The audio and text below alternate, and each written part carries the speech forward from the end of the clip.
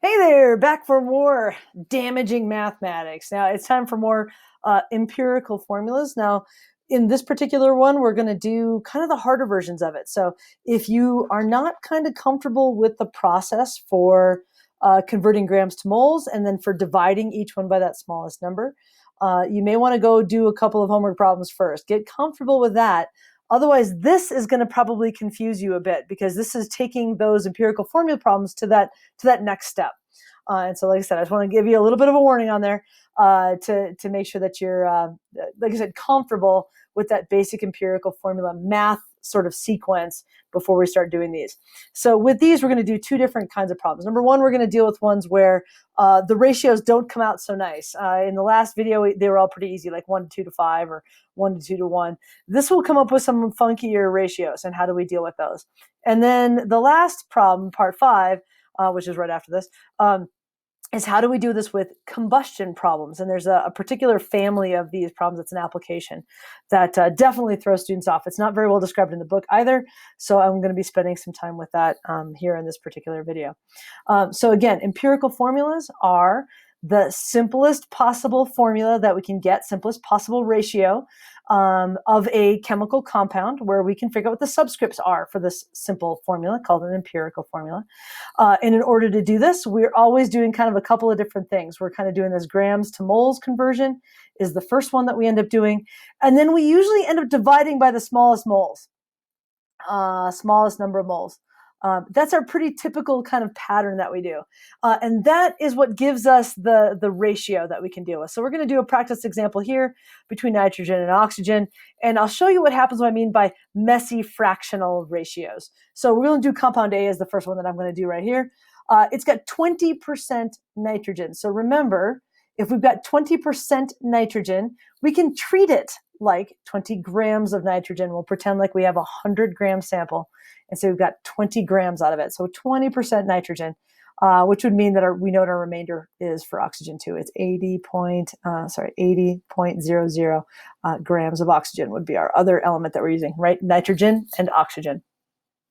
So with these, again, you cannot stay in mass. We have to control for the size of these different atoms. So we're going to convert to moles first. So again, grams goes down at the bottom, moles goes up at the top. This is nitrogen. And we use our periodic table to get our molar mass of nitrogen. And molar mass of nitrogen is 14.01. Yeah, 14.01 grams is 1 mole. I'm going to do the same thing for oxygen. Oxygen is 16.00 grams of oxygen is equal to 1 mole of oxygen. Okay, this is always the first step. Make sure you're in moles before you go any further. Don't do anything else until you get to moles first. You have to do the reducing from the moles kind of phase.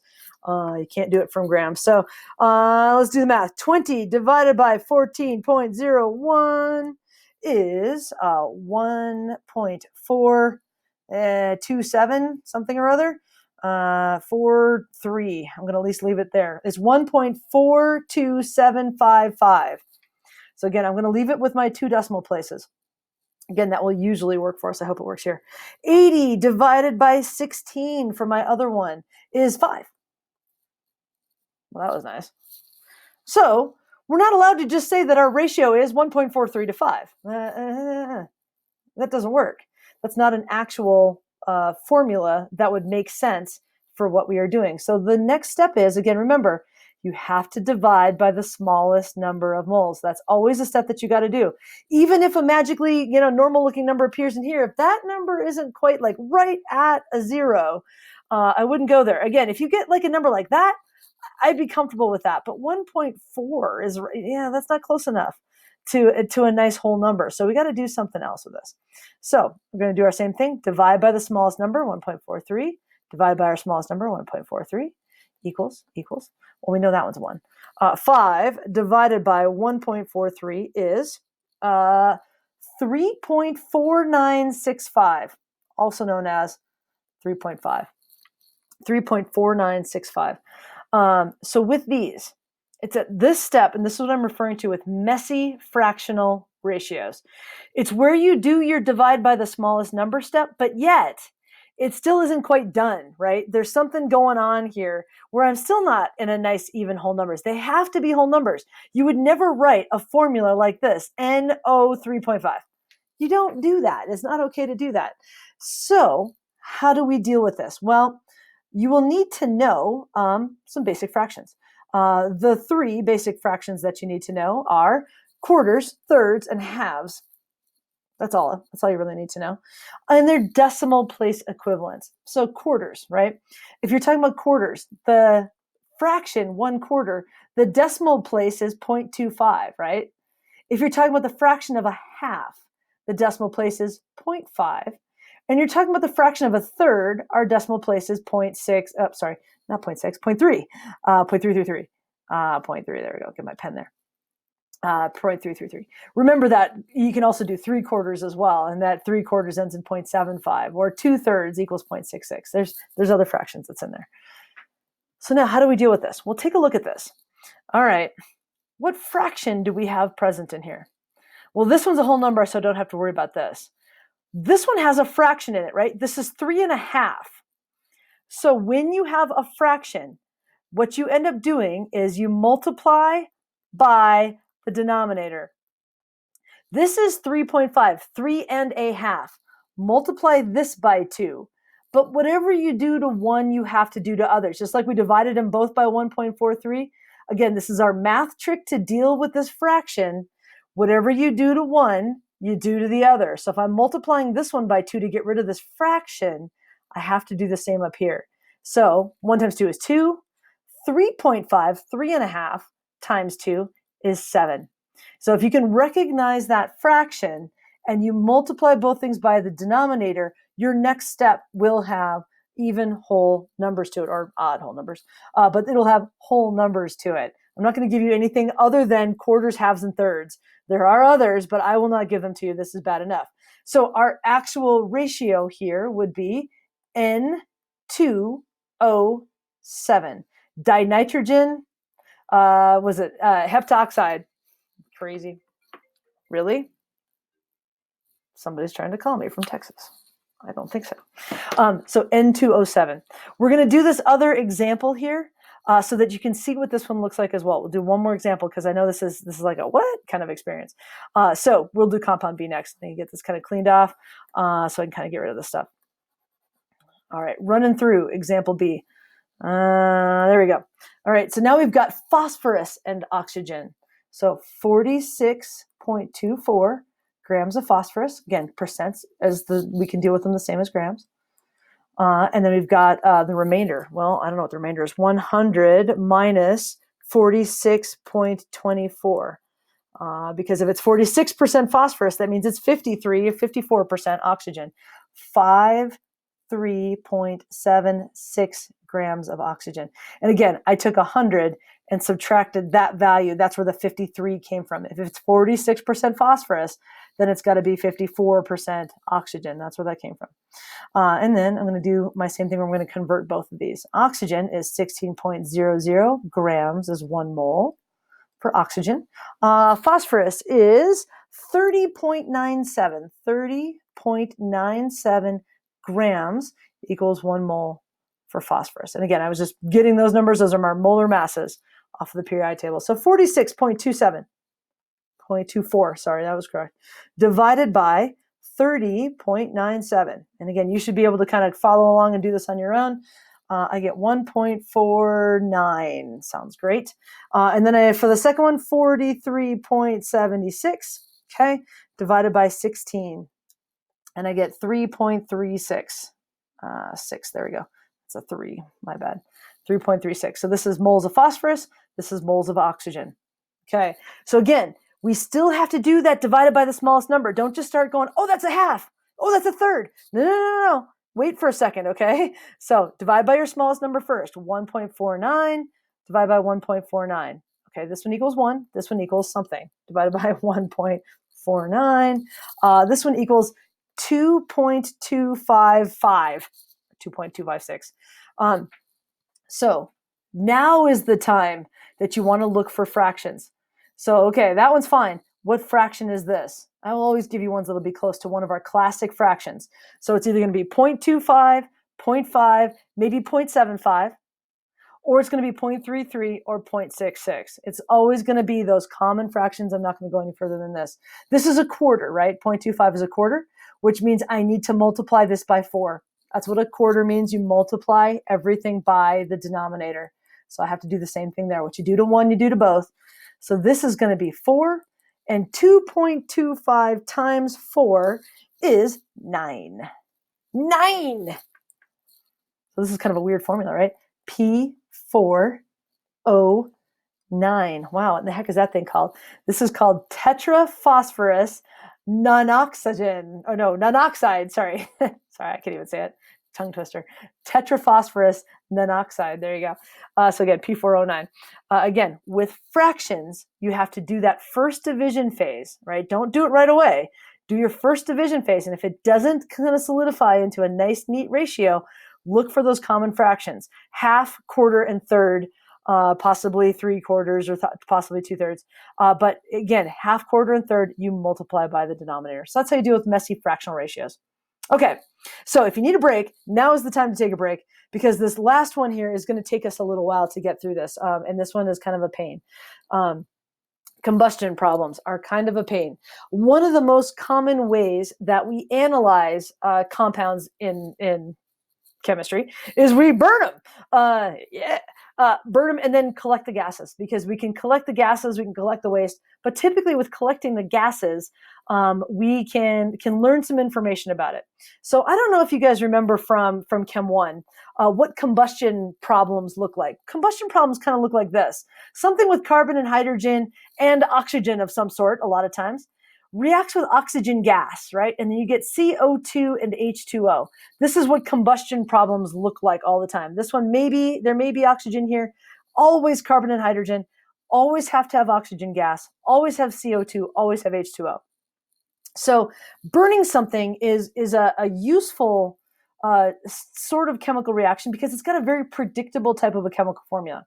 The problem is we can't balance this equation. You can't solve this by stoichiometry or something like that, because you don't know what this formula is, so you can't balance it all out. The other thing that's a big problem is we don't know how much of this gets used. Again, because we don't know the formula, we can't balance the equation. Oxygen's everywhere, right? It's all around in the air. So we don't know how much oxygen we're using. There's very difficult to measure how much oxygen goes into a combustion reaction. What is easy to measure is how much CO2 comes out and how much H2O comes out. So that is easy to measure. And that's how these problems are almost always worded, where you've got some mystery compound, you're burning it, that's the oxygen part that we don't know, and you're making a known amount of your two quantities, in this case 16.01 grams of CO2 and 4.37 grams of H2O. There's a problem. Some people are like, well, why don't we just do stoic on it? So we know we got this. We can just kind of go back and work backwards the other direction. Well, that's lovely. 10.68 grams. Well, I don't know if you've noticed this, but these numbers don't quite add up the same way. We've got more stuff appearing, which is our oxygen that's in there. We might have oxygen that's lost, all kinds of stuff. So with dealing with these problems, the solution technique that you're supposed to use is to analyze these guys. Analyze this, guys, because we have too much unknown about this one. So we have to kind of take these two apart. We know what the chemical formula is of CO2, and we know what the chemical formula is for H2O. So the strategy that we are going to use, and this is the leap of faith on this one. The strategy, you'll get to know these pretty quick, is you know the percent in CO2 and you know the percent in H2O. And here's what I'm referring to. You know the percent of the carbon and the hydrogen that's coming from these two things. So here's our issue. Where did this oxygen come from? The oxygen that's in the CO2 and the oxygen that's in the O2, it could have come from two different places. It could have either come from the original compound, or it could have come from the air. So if I know how much CO2 we've got, I don't know necessarily how much of this oxygen came from this source or this source. So what we do is we utilize that concept of percent composition to figure out two things.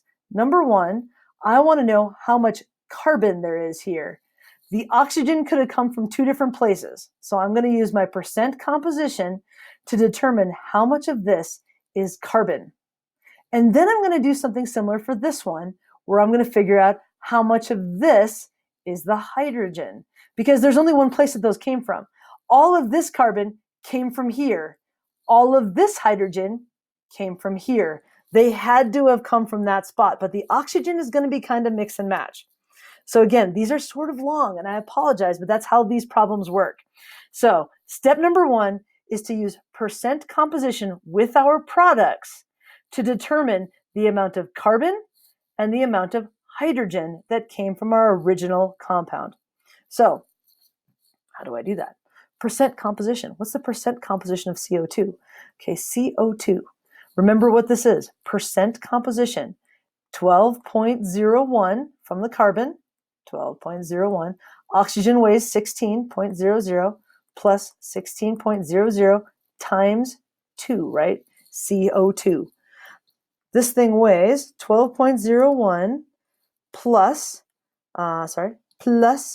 16 plus 16. So our total mass here is 44.01. And what I really want to know is what percent of this is carbon. And again, I'm tracing the carbon because it only came from one source.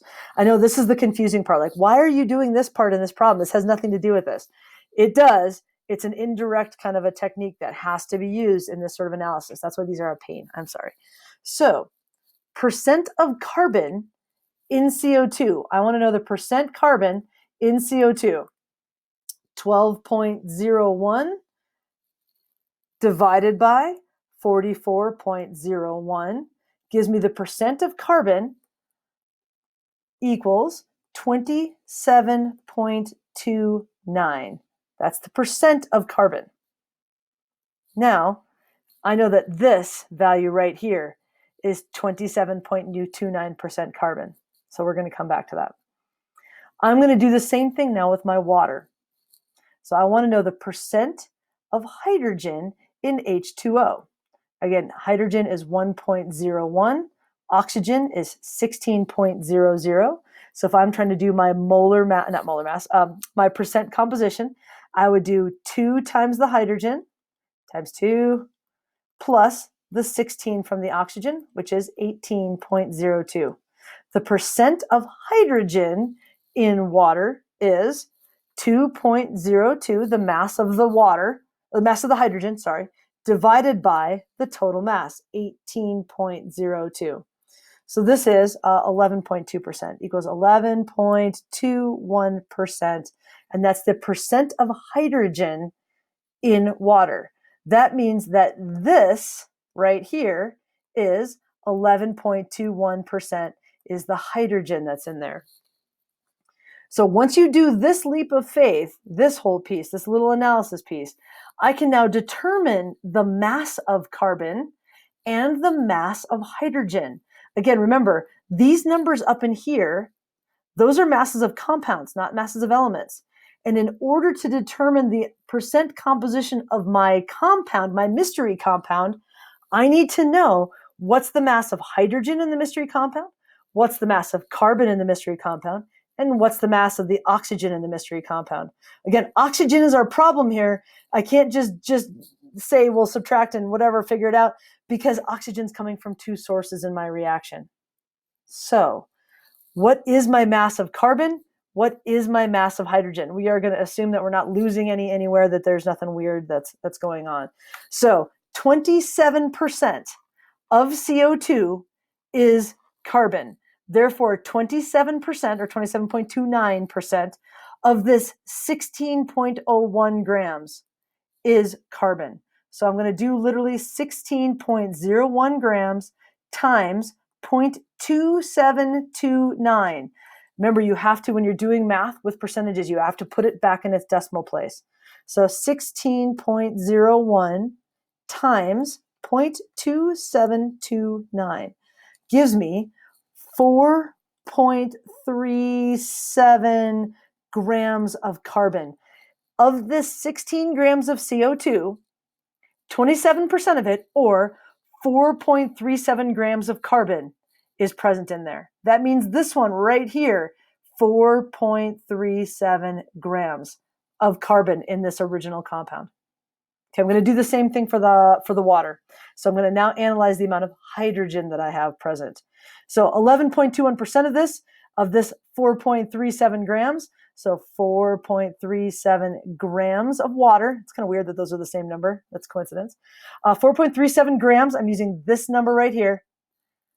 Grams of water times 0.1121. Sorry, no, it's kind of underneath there. Percent. Again, 11.21% is their percent of hydrogen. This is the mass of the water. So 4.37, 11% of that, 0.1121 is 0.490 basically grams of hydrogen. Again, 11% of this 4 grams from our original problem, 11% of this is hydrogen. And that's about 0.490 grams. So this is 0.490 grams. So this is the hydrogen. This is the carbon. So now the last question is, well, how much oxygen do we have? In order to figure that out, you got to go back to the original problem. This substance total weighs 10.68. Altogether, my sample is 10.68 grams. If I know that 10.68 grams is the total, 4.37 grams is carbon, 0.49 grams is hydrogen. The remainder has to be oxygen. I told you these problems kind of suck. So 10.68 minus 4.37, so minus the carbon, minus 0.490, so minus the hydrogen, gives us the remaining mass, which is oxygen, 5.82 grams, 2 grams of oxygen. Okay, I need some more room to work at this point, right? These are frightening problems. Luckily, I only gave you 2 of these on the homework, by the way. I just want you to know that. 2. There's only 2 of them on the homework, but they're annoying. Okay, so I'm going to give myself some space here and give myself some room here to roam. So I had to do all of that work just to be able to kind of go backwards and to figure out what was going on inside our original compound. And again, trust me, there may be, students have proposed a couple other shortcuts for this sort of a problem. Those couple other shortcuts are iffy. They're the kind of shortcuts that sometimes work and sometimes don't work, which is why I'm not teaching you those shortcuts right now. This is definitely feels like a really long method, and I know that. They're intended to be long because this method works with any particular compound that we would be doing this with. Again, there are some shortcuts, even with this one, there are some shortcuts to it that do work in this case, but don't work universally. So that's that's our last bit. So anyway, our last step, empirical formula. This should be the easy part. At this point, now we've done all of this work. I still have to figure out what the formula is, but now at least I know the masses, right? And I know I have my masses. So this point from now on is the formula that we've been using before, 4.37 grams of carbon, 0.490 grams of hydrogen, and 5.82 grams of oxygen. This is the part, where we do our empirical formulas and do our regular calculations like we've been doing all along. So that looks really weird on the screen. My apologies. Hand-eye coordination is hard. So again, all of this other stuff that we did was simply the way to figure out what was the mass of carbon in this unknown compound, what's the mass of hydrogen in this unknown compound, and now what's the mass of oxygen by elimination. Once we know the masses of our 3 elements, it's a typical traditional empirical formula problem. So we do our grams to moles conversion, grams of carbon, 1 mole of carbon, 1.01 grams of hydrogen, 1 mole of hydrogen, and 16.00 grams of oxygen is 1 mole of oxygen. So you should be able to figure the rest of those out. 4.37 divided by 12.01 is 0.364-ish. Again, I'm leaving a couple extra decimal places in there. 0.490 divided by 1.01 is 0.485. At least 2 decimal places. A lot of times I like to go to 3. You have an extra digit in there to work with. 5.82 divided by 16.00 is 0.364, something along those lines. So now again, divide by your smallest numbers, 0.364, 0.364. Again, these are moles. So now all we're trying to do is try to see what our ratio is. What is it? 0.36, well, that's 1. That one's 1. 0.485 divided by 0.364 is, crap, 1.33. God, Bedwell, did you have to put everything in the same problem? Yeah, I did. We tried to divide, tried to see our simple formula. Crap, it's a ratio. It's one of those fractions. What fraction is that? That's the fraction 1/3, or pretty close to 1/3. So this is one of those cases where you multiply everything by the denominator. Because this is a third, I'm going to multiply everything by 3. Again, make sure to multiply everything by 3. So this is a 3, this is a 3, this is a 4. 1.33 times 3. Double checking, yeah, it's a 4. 3.99 something. So that tells us our final empirical formula. Man, that was a lot of work. Our final empirical formula, C3H4O3. That was a lot of work to do a simple problem. So there it is. Again, sorry that's a long one. These combustion problems, they're a pain. They really are. They just take a lot of time. You can do it. All the pieces are there. None of this math is that hard. But keeping that sequence of steps, what are you doing and why are you doing it?